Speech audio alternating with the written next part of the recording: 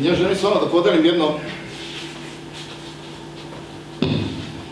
svedočanstvo, kratko.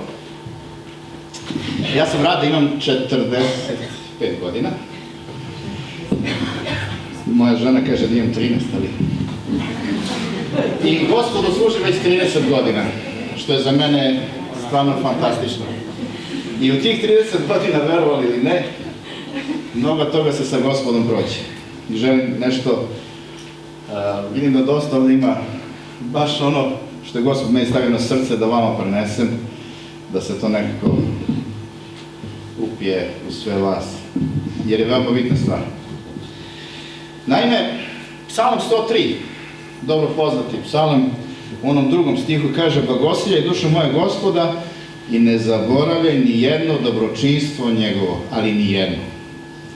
E sad, pošto je to ni jedno, ja želim jedno od tih svedočanstva ili dobročinstva Božih da podelim sa vama.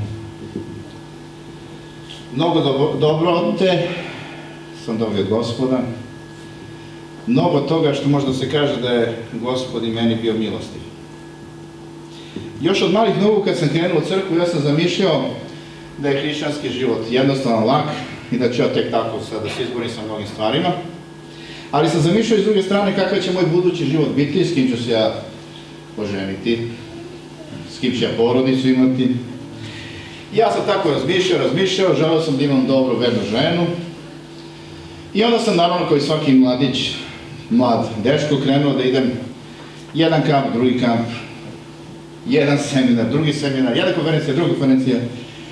Upoznate jednu devojku, druga devojku, treću devojku, četvrtu devojku, petu devojku, ali nijedna od njih ne želi da vam bude devojka, jel?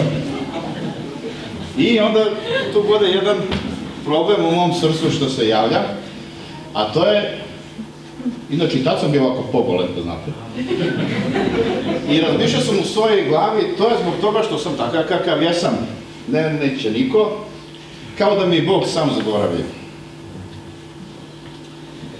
Ali ono što želim s vama da podajem jeste